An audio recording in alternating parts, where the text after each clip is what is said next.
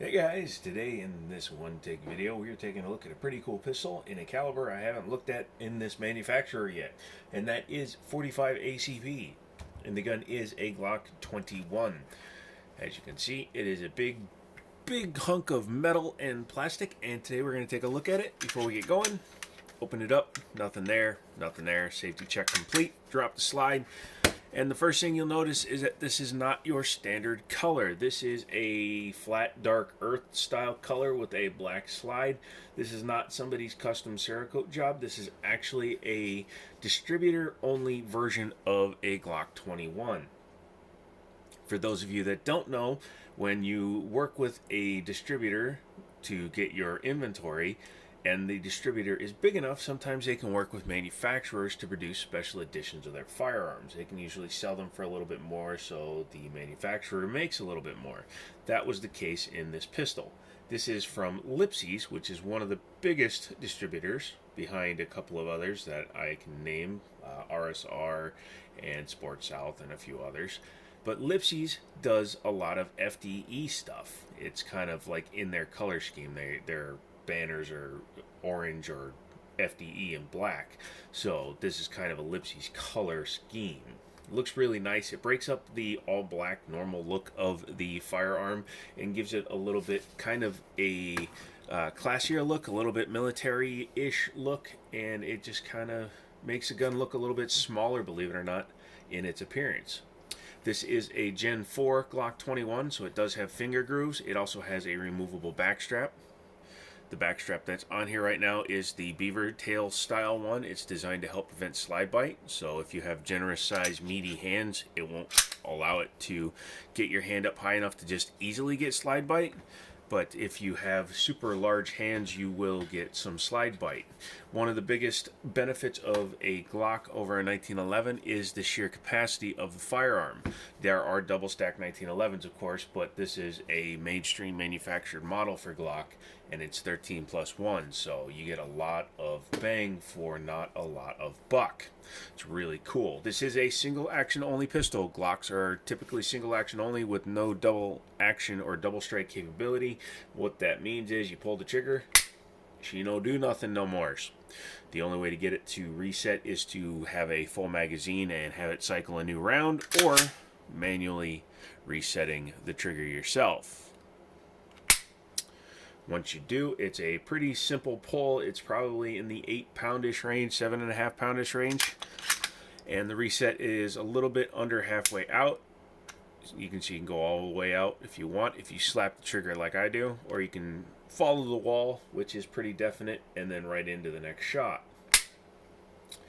Has a standard Glock mag release. You can always change those out for a little bit more of a higher profile one, as well as a standard slide lock slide release. Sight picture is your standard U-notch with a front dot. This one has the painted U-notch.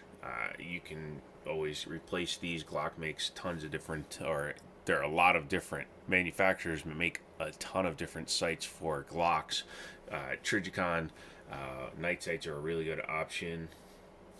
All of a sudden, I can't think of a couple of the names, but my buddy on his 43X runs night sights, and I think it looks really nice with a nice fiber optic front and a blacked out rear.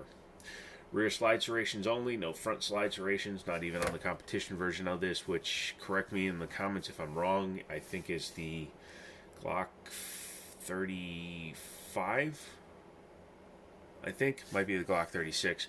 Either way, whichever one is the long slide version of the 45. It does have lightning cuts in the long slide versions of the guns, though. Nice generous undercut below the trigger guard. It's squared off, so you can put a lighter laser up there, but with the undercut you can easily get your hands on there. A word of warning, you do need to have slightly bigger hands to get a full comfortable grip on this. With the back strap off, you get a little bit of your grip back, but not a super big amount. As you can see, even with my hands, I'm not getting like the same kind of grip I get on a Springfield or a standard size grip. Let's go ahead and take her apart before we do that. Open her back up just one more time.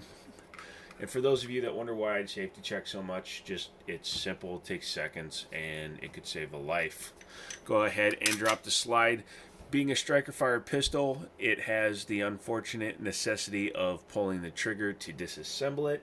That's another reason why I always double check, triple check, and quadruple check before I do anything with a firearm like this, because you need to pull the trigger in order to get it to come apart.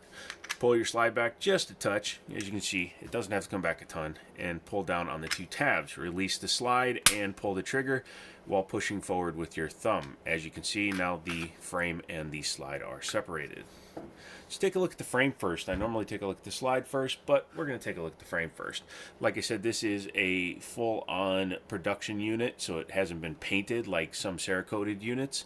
One of the first guns I owned was a Glock 27 with the same color scheme, but it had been ceramic coated by a friend of my friend's.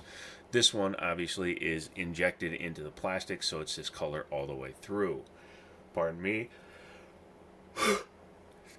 Very early, and I'm filming this before my buddy comes to pick this thing back up because it's going down to Liberty Arms. Google them down below. You can probably pick this up if it's still there when this video comes out. Back here, it's your typical Glock fire control group. You have your slide lock, slide release, your trigger bar spring, or not trigger bar spring, but your trigger bar drop safety right there, and then your ejector right there. Very simple, works really well. You can get a lot of different parts to tune these. You can get different triggers, different springs, all kinds of different stuff to make a much better trigger feel. And there are better striker fire triggers out there, so it is nice to know that you can make this thing an even nicer gun to shoot. It's a Glock. It is going to run for a long time, and it will be reliable. But if you want to make it sportier, you're going to have to do a little bit of tuning. But that's like anything else. Your guide rod is a two-piece guide rod, and it is nested or captive. It's one big spring, one little spring. It's a lot better to handle the pressure and the mass of a slide when you have more than one compression rate on your springs. This one is a lot easier to compress, so this one goes first, or excuse me, this one goes second. It goes into this one first. This is the heavier spring. It's wound tighter and it's smaller, so this one compresses first against the barrel and the slide, obviously, and then this one compresses, so it slows down the slide.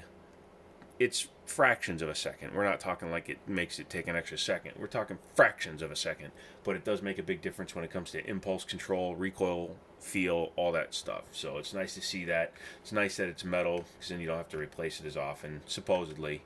I know people with plastic guide rods that have gone thousands of rounds, but it's not really recommended to do. To get the barrel out, you just pull up and back, and it's a breech lockup style. It locks up against the breech here and against the top of the slide, versus 1911s, which have locking lugs along the top. Nice big hole for a 45 ACP, and use the Browning tilting lockup style action. Fit and finish inside the slide is as the norm, Glock specifically quality. That's a weird way of putting it, but you understand what I'm saying. You have your drop safety right there. You have your firing pin tube, your striker right there, and the back plate. That comes off, and then you can just pull everything out. I'm not going to fully disassemble the gun. You don't need to see that. You have your extractor, ejector, extractor. I always get the two superimposed. This is the extractor here on the outside of the gun. It's pretty small compared to some guns, but very effective. Yeah, overall, it's a pretty nicely built piece. And once you do that, those 4 parts will have you field strip. Technically 5 if you count the magazine. In order to put it back together, it's exactly the reverse. You take your barrel, you drop it in upside down. Helps if you have the slide pointing the right way. There you go. Take your guide rod, make sure the big end, in this case, is pointing towards the front of the firearm. Slide it in the hole. And you're going to push it until the guide rod is completely flat and going across. That's how you know that it's in the right position. Then you simply take your slide, because this is a spring that's held under tension. You can do that with it, unlike some guns. 1911s have a swinging link that you have to line up. This is not the case with the Glock. Then you just take your Glock, your frame, and your slide. Make sure nothing's sticking up. There we go. Sorry. Oh, no, that frame rail didn't line up. There we go. That's what can happen if the guide rod isn't lined up right, by the way. There we go. As you can see, lines up nice and easy now, and works again. Obviously, Glocks can fire without the magazine.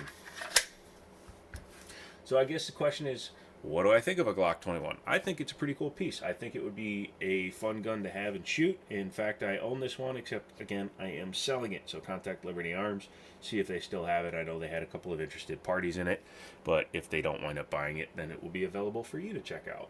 If it's still around next week, we are going to go out to the range. It was cold this weekend, and we were working on finding space and finding stuff to sell in our space, so we're going to keep working on that. Come back for another firearms video later in the week. I'll be happy to go over a bunch of different stuff with you, and we will talk about things as we do, including my personal AR-15 and other things. So I'm going to get out of here. Don't forget to leave a comment, subscribe, notify on the clicky thingy with the belly thingy. Contact Liberty Arms down in Harrisonburg, Virginia. You'll have to Google it. I can't put it in the descriptions.